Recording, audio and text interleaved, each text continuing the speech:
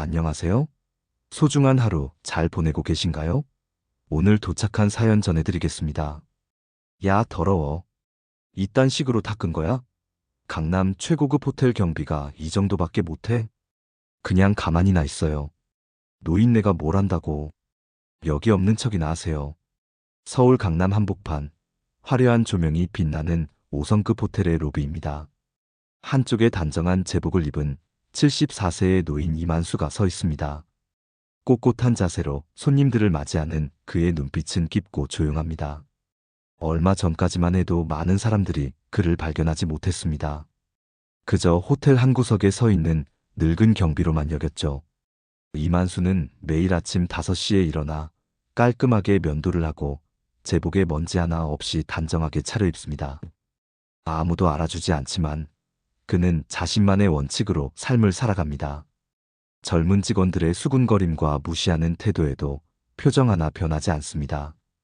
이만수는 그들의 말을 듣지 못하는 척하며 묵묵히 자신의 일을 합니다. 만수 씨, 또 혼났어요? 구내식당에서 일하는 윤금자가 따뜻한 차를 건네며 물었습니다. 일은 사례 금자는 이만수의 유일한 친구입니다. 다른 직원들과 달리 그를 존중하고 특별한 사람이라 생각하는 사람이죠. 괜찮습니다. 이제 익숙해졌습니다. 이만수는 담담하게 대답했습니다. 그의 목소리는 깊고 차분했습니다. 어떤 상황에서도 흔들리지 않는 그의 태도에 금자는 항상 궁금함을 느꼈습니다. 그런데 만수 씨, 예전에 영어 잘한다는 소리 들은 적 있는데 맞습니까? 금자의 질문에 이만수는 미소만 지었습니다. 그는 자신의 과거에 대해 결코 말하지 않았습니다. 누구도 이만수가 어디서 왔고 무엇을 했는지 알지 못했죠. 그저 호텔 로비에서 손님들을 맞이하고 뒷문을 관리하는 조용한 노인일 뿐이었습니다. 다음 날 호텔은 분주했습니다. 로비에 국제해양안보 포럼 현수막이 걸렸습니다. 미국, 영국, 일본 등 각국의 고위군 관계자들이 참석할 예정이라는 소식에 직원들은 긴장했습니다.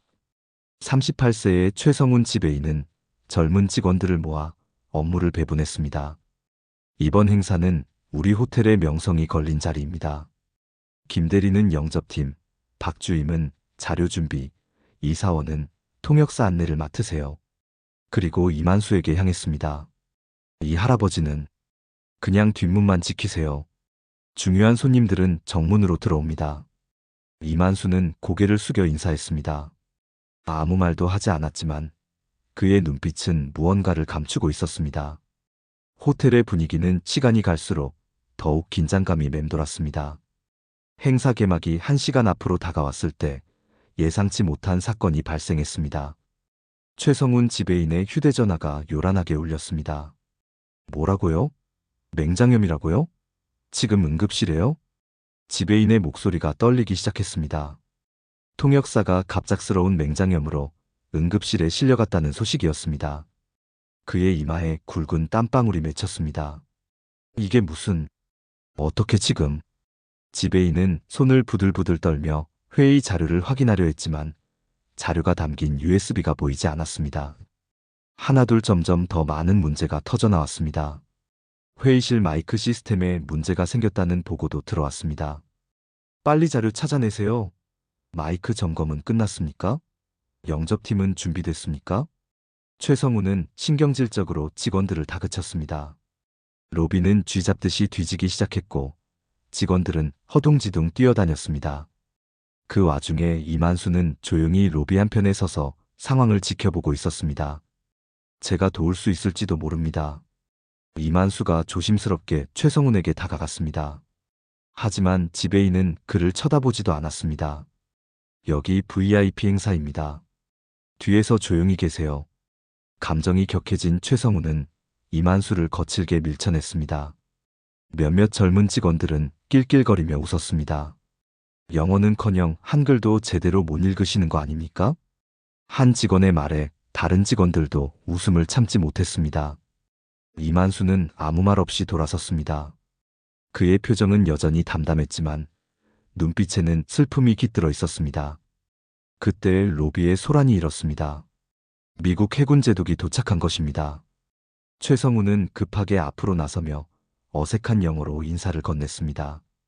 웰컴 투 아워 호텔, 미스터 제독.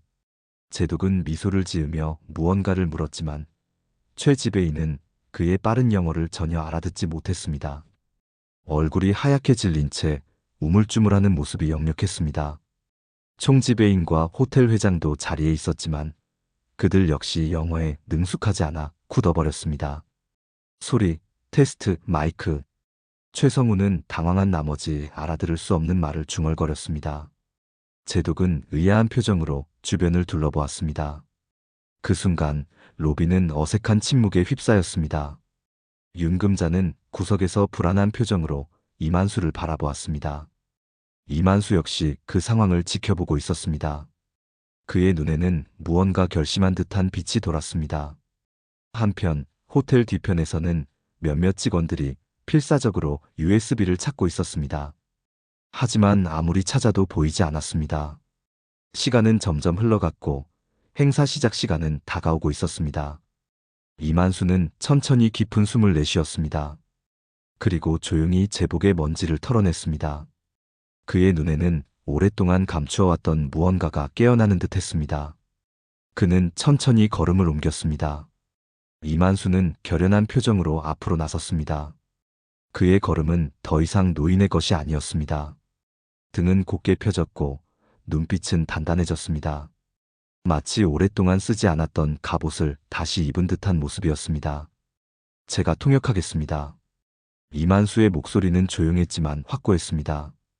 최성우는 어이없다는 표정으로 그를 쳐다보았습니다. 다른 직원들도 놀란 표정이었습니다. 하지만 이만수는 그들의 반응에 신경 쓰지 않고 제독에게 다가갔습니다. 제독님, 서울에 오신 것을 환영합니다. 국제해양안보 포럼에 참석해 주셔서 영광입니다. 완벽한 외국어로 인사를 건넨 순간 제독의 표정이 변했습니다. 그의 눈이 커지더니 이만수의 얼굴을 유심히 살펴보기 시작했습니다. 이만수는 능숙하게 제독의 질문에 답하며 호텔 관계자들을 소개했습니다. 최성훈과 회장은 놀라움에 입을 다물지 못했습니다. 제독은 갑자기 걸음을 멈추고 이만수를 주시했습니다. 그의 눈에 깨달음이 번졌습니다. 혹시 태풍 매미 작전 때 구조팀을 이끄셨던 그 이만수 대령입니까? 모든 시선이 이만수에게 쏠렸습니다. 최성훈의 눈이 점점 커졌습니다. 회장은 놀란 표정으로 이만수를 바라보았습니다. 대령이라는 단어가 로비에 울려 퍼졌습니다. 이만수는 잠시 침묵했습니다. 수십 년간 감춰온 과거가 단 한 문장으로 드러난 순간이었습니다. 그는 천천히 고개를 끄덕였습니다. 그렇습니다. 오랜만입니다, 제독님. 제독은 감격에 찬 표정으로 이만수의 손을 굳게 잡았습니다. 30년간 당신을 찾았습니다. 그날 당신이 아니었다면 우리 모두 바다에 수장됐을 겁니다. 로비에 있던 모든 사람들은 충격에 휩싸였습니다. 경비노인이 해군 대령 출신이라는 사실에 아무도 말을 잇지 못했습니다. 최성우는 창백한 얼굴로 서 있었고 회장은 놀란 표정을 감추지 못했습니다. 제독은 계속해서 말했습니다. 당신의 침착한 판단력과 리더십이 12명의 외국 해군과 23명의 한국 해군의 목숨을 구했습니다. 그런데 왜 갑자기 사라지셨습니까? 이만수는 잠시 생각에 잠겼습니다. 그의 눈에는 먼 추억이 어렸습니다. 그건 오래된 이야기입니다. 지금은 포럼이 더 중요하겠죠.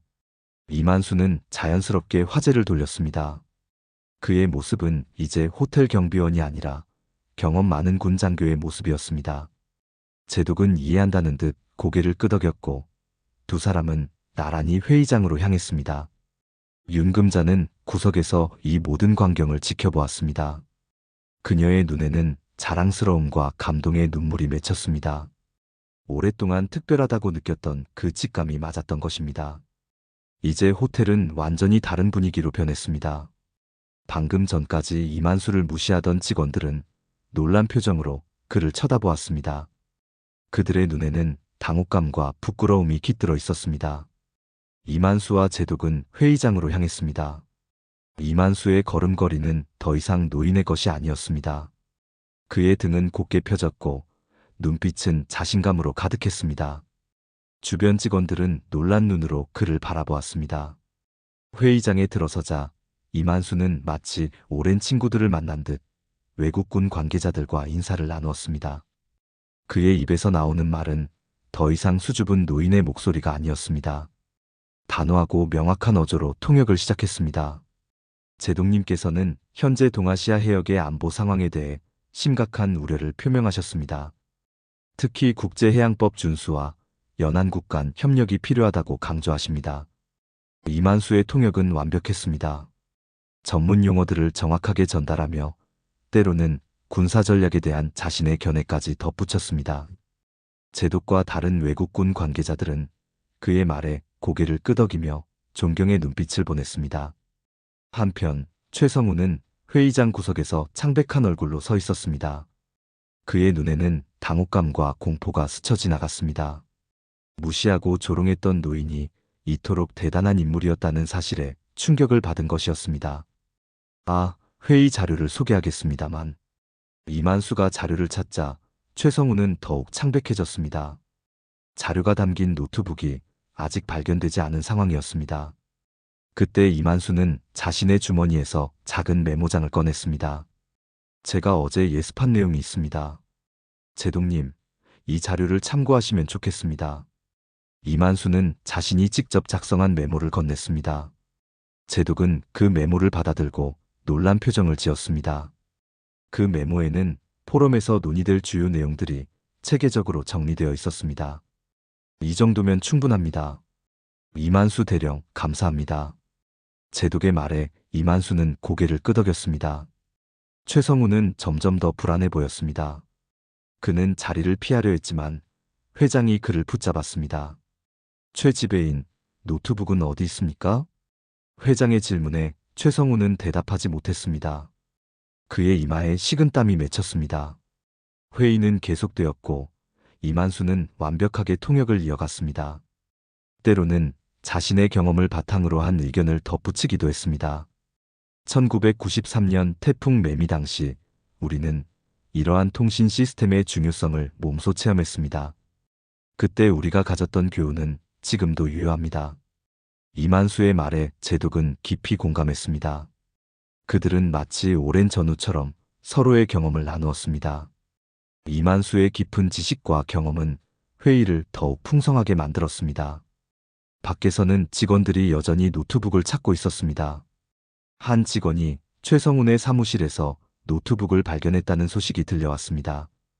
그것도 서랍 안에 숨겨져 있었다는 것입니다. 이 소식을 들은 회장의 얼굴이 굳어졌습니다. 회의는 예상보다 훨씬 원활하게 진행되었습니다. 이만수의 통역 덕분에 외국군 관계자들의 의견이 정확하게 전달되었고 한국 측 참가자들도 활발하게 의견을 나눌 수 있었습니다. 이만수는 단순한 통역을 넘어 때로는 군사 용어를 더 명확하게 설명하거나 양측의 미묘한 견해 차이를 조율하기도 했습니다. 이만수 대령님의 설명 덕분에 이해가 명확해졌습니다. 한 외국 장교가 감사의 뜻을 전했습니다. 이만수는 겸손하게 고개를 숙였지만 그의 눈빛에는 오랜만에 느끼는 보람이 서려 있었습니다. 회의장 안에는 그를 향한 존경의 시선이 가득했습니다. 회의가 휴식 시간에 들어갔을 때 이만수는 복도에서 윤금자와 마주쳤습니다. 금자는 물기 어린 눈으로 그를 바라보았습니다. 만수 씨, 아니, 대령님이라고 불러야 하나요? 금자의 목소리는 떨리고 있었습니다. 이만수는 부드럽게 웃으며 고개를 저었습니다. 그냥 만수로 불러주세요. 그게 더 편합니다. 왜 그동안 아무 말도 하지 않았어요? 그렇게 대단한 분이. 이만수는 잠시 침묵했습니다. 그의 눈에는 오래된 상처가 깃들어 있었습니다. 모든 일에는 때가 있는 법이죠. 제 시간은 이미 지나갔다고 생각했습니다.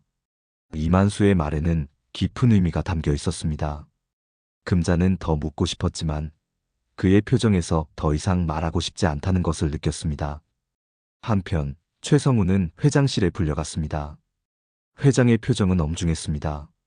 최 지배인, 노트북이 당신 서랍에서 발견됐다는 보고를 받았습니다. 어떻게 설명할 건가요?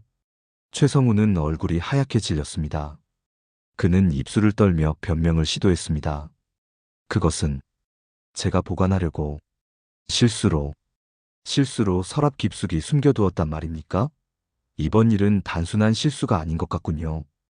회장의 눈빛은 차가웠습니다. 최성우는 더 이상 변명할 말을 찾지 못했습니다. 그의 의도는 명백해 보였습니다. 행사를 방해하고 자신보다 나이 많은 이만수를 모욕하기 위한 계획이었습니다. 당신은 오늘부로 직위 해제입니다. 추후 인사위원회를 통해 정식 징계 절차가 진행될 겁니다. 최성우는 고개를 숙인 채 회장실을 나왔습니다. 그의 얼굴에는 패배감과 후회가 가득했습니다. 복도에서 마주친 직원들은 모두 그를 피했습니다. 회의가 재개되었고 이만수는 계속해서 완벽한 통역을 이어갔습니다. 제독은 회의 중간중간 이만수에게 감사의 눈빛을 보냈습니다. 이만수의 도움으로 국제해양안보 포럼은 큰 성과를 거두며 마무리되었습니다. 회의가 끝난 후 제독은 이만수를 따로 불렀습니다. 그의 표정은 진지했습니다. 이만수 대령, 우리 국제안보연구재단에서 함께 일해주시지 않겠습니까? 서울지부 책임 고문 자리입니다. 이만수는 놀란 표정으로 제독을 바라보았습니다. 그것은 그가 전혀 예상하지 못한 제안이었습니다. 30년 동안 잊고 살았던 그의 과거가 갑자기 현재로 돌아온 것이었습니다. 이만수는 제독의 제안에 잠시 말을 잃었습니다. 그의 마음속에는 여러 감정이 교차했습니다. 기쁨, 당혹감, 그리고 두려움까지. 74년의 삶에서 갑작스럽게 찾아온 변화였습니다. 제독님 감사합니다만 저는 이제 은퇴한 노인에 불과합니다. 제독은 고개를 저었습니다. 그의 눈빛은 단호했습니다. 당신의 경험과 지식은 우리에게 매우 소중합니다. 나이는 숫자에 불과하죠. 당신의 판단력과 통찰력은 여전히 날카롭습니다. 이만수는 창밖을 바라보았습니다. 서울의 화려한 도시 풍경이 눈에 들어왔습니다. 그의 마음속에는 오랜 시간 접어두었던 꿈들이 다시 꿈틀거리기 시작했습니다. 시간을 주십시오. 생각해 보겠습니다. 제독은 이해한다는 듯 고개를 끄덕였습니다. 그는 명함 한 장을 건네며 말했습니다. 언제든지 연락 주십시오. 우리는 당신을 기다리고 있겠습니다. 이만수는 명함을 받아들었습니다. 그의 손가락이 살짝 떨렸습니다. 그것은 단순한 명함이 아니라 새로운 삶의 입구였습니다. 회의가 끝난 후 호텔 회장이 이만수를 자신의 사무실로 초대했습니다. 회장의 표정은 미안함과 존경이 뒤섞여 있었습니다. 이만수 선생님, 정말 죄송합니다.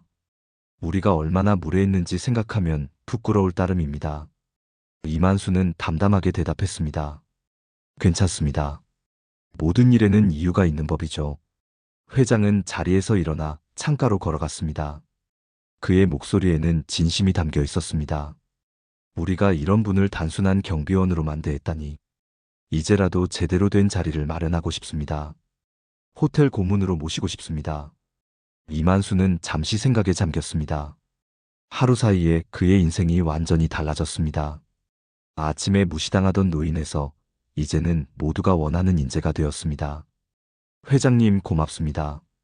하지만 저는 이제 다른 길을 생각하고 있습니다. 회장은 아쉬움이 담긴 표정으로 고개를 끄덕였습니다. 그는 이만수의 결정을 존중했습니다. 그날 저녁, 이만수는 평소보다 일찍 퇴근했습니다.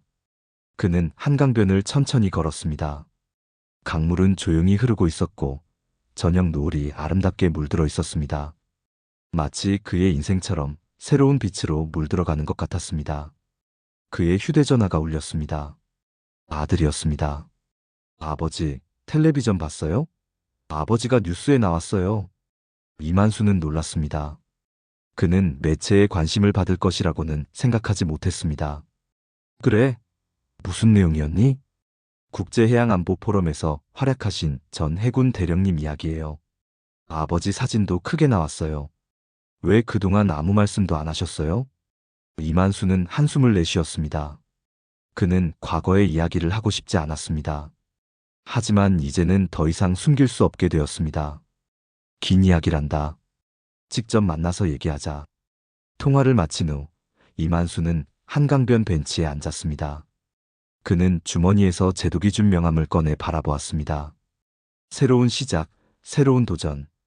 그의 인생은 이제 다시 움직이기 시작했습니다. 이틀 후 이만수는 아들 이준호의 집을 방문했습니다. 마당이 있는 작은 단독주택이었습니다. 대문을 열자 8살 손자 이태민이 뛰어나왔습니다. 할아버지, 할아버지가 텔레비전에 나왔대요. 우리 반 친구들이 다 봤대요. 이만수는 손자를 안아올리며 웃었습니다. 태민의 순수한 기쁨은 그의 마음을 따뜻하게 했습니다. 준호가 현관에 나와 아버지를 맞이했습니다. 그의 눈에는 복잡한 감정이 서려 있었습니다. 아버지, 들어오세요. 집 안으로 들어서자 준호의 아내 김미영이 정성스럽게 차린 식탁이 보였습니다. 미영은 이만수를 향해 공손하게 인사했습니다. 아버님, 이제야 아버님의 대단함을 알게 되어 죄송합니다. 이만수는 고개를 저었습니다.